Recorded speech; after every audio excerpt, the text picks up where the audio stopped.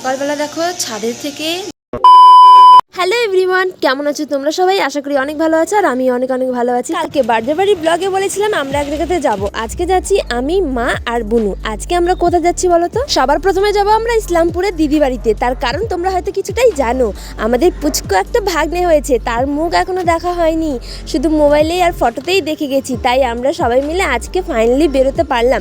অনেক দিন থেকে ভেবেছিলাম যে যাব, কিন্তু সময় আর হয়ে ওঠে না।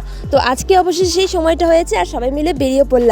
বাসে একটু কিছু খাওয়া দাওয়া করলে কোনো অসুবিধাই হয় না, আর গল্প করতে করতে গেলে তো আরও কোনো অসুবিধা হয় না। কিন্তু তার মধ্যেও বাসের নাম শুনলেই মাথাটাকে আমার একটু ব্যথা করে। যাই হোক, এভাবেই বাসটা কেটে গেল। তারপরে বাস থেকে নেমে আমরা সোজা চলে গেলাম মিষ্টির দোকানে। যেহেতু দিদি বাড়িতে যাচ্ছি আর মিষ্টি না নিলে হয়, এখানে কোন মিষ্টি নেব সেটাই আমি দাঁড়িয়ে ভাবছি। কারোর কাছে যদি জিজ্ঞাসা করি বুনু বা মার কাছে তোর যেটা ভালো লাগে তুই সেটাই নি, তাই আমি জিজ্ঞাসা না করে একটা নিয়ে নিলাম। আর যেই না আমরা মিষ্টি কিনে টোটোতে উঠলাম, অমনি দেখলাম চারিপাশে শুধু চা বাগান আর চা বাগান। দেখেই মনটা জুড়িয়ে যায় করে। এত সুন্দর জায়গা, মানে যত কাছে যাচ্ছি ততই আরো আনন্দটা বেশি হচ্ছে, তাই না? তো গাইস চলে এসেছি, আমরা প্রায় চলে এসেছি কাছাকাছি। এখন আমরা যাচ্ছি রাজধানী। তো আমি তো কিন্তু খুব এক্সাইটেড, সেই ফুচকুটাকে কোলে নিব। এতদিন পর কবে থেকে প্রথম যাবো। আর চারিদিকে শুধু চা বাগান, মানে অনেক ভিডিও বানাবো। খুব এক্সাইটেড, সেই যত কাছে যাচ্ছি তত আরো বেশি আনন্দ লাগছে। হ্যাঁ, চারিদিকে শুধু চা পাতা। এসে দেখি ও ঘুমিয়েছিল, আবার ঘুম ভাঙালাম আমরাই কিছু আর ঘুমিয়ে থাকবে নাকি? এই যে সিনা বাবা, ওই দেখো। হ্যালো ভাই,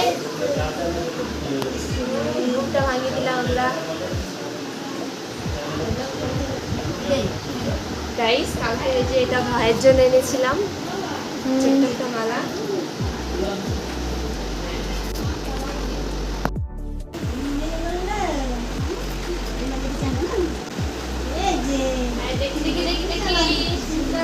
সুন্দর একটা মালা পরাবো তোমাকে। দেখি হাত ছাড়া। ওরে বাবা কি গো, কাঁচা ঘুম ভাঙাই দিলাম। দেখি মাথা সোজা করো, দেখি মালাটা তো বড় হয়ে গেল। দেখি, বাহ খুব সুন্দর। এই যে টাই আমরা চলে গেলাম বাড়ি।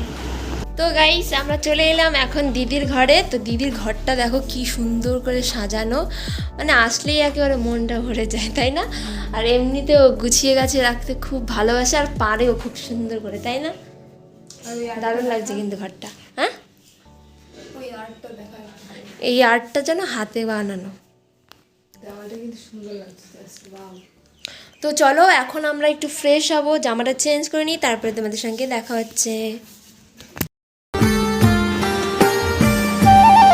এই দেখো মানি এসেছে, মানি আছে যে মানি। হাসি দাও একটা। লে লে লে লে লে লে লে লে লে। এই যে হাসে না কেন এখন? খেলবো না মাসি বাড়ি যাবা? তুমি মাসি বাড়ি যাবা ডালখোলা দিদিন বাড়ি যাবা? দিদিন তো চলে গেল হাতে তোমাকে রেখে। ঠিক পরের দিন সকালবেলা। Good morning guys. তো সকাল থেকে ঘুম থেকে উঠে পড়েছি আর এই জায়গাটা তোমাদেরকে না দেখালেই নয়, এত সুন্দর লাগছে।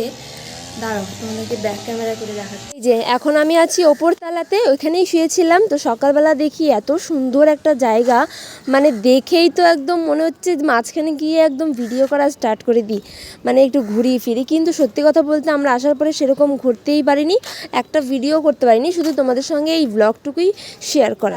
দাঁড়াও এখনও আছি কিছুক্ষণ, যদি পারি তাও টাইম পেলে আমরা যাব আবার ঘুরতে, তোমাদের সঙ্গেও সেটা শেয়ার করব। এই গল্প তোমাদের পরে আবার শোনাবো। এখন আপাতত নিচ থেকে ডাকছে চা খাওয়ার জন্য। চলো এবার নিচের দিকে যাই, যেহেতু সবাই ওখানে চলে গেছে, বুনুও চলে গেছে মুখ ধুয়ে, আমি এই ব্লগটুকু করলাম। তোমরা সকালবেলা দুধ চা নাকি লাল চা খেতে বেশি ভালোবাসো আমাকে কমেন্ট করে জানাও তো।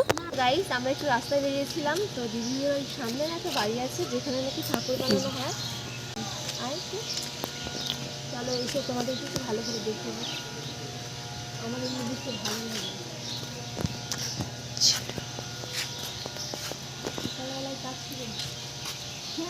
আমাদের ডিউটি তো এই তো কালকে এই তো সব প্রথমে নিয়ে যাবে। হ্যাঁ আজকের মধ্যে নিয়ে যাবে।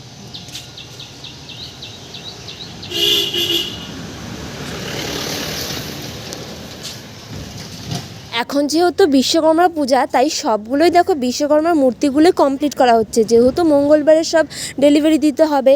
তারপরে শুরু হবে দুর্গা মূর্তি হচ্ছে সাজানো গোছানো, আর্ট করা, রং করা। তারপরে হবে কালী পুজো, লক্ষ্মী পুজো, মানে একটার পর একটা যেরকম আছে সেরকম ওদের কাজ ওরকম চলতেই থাকে। তো সব কিছুই আমরা দেখলাম, শুনলাম, তারপরে দেখলাম।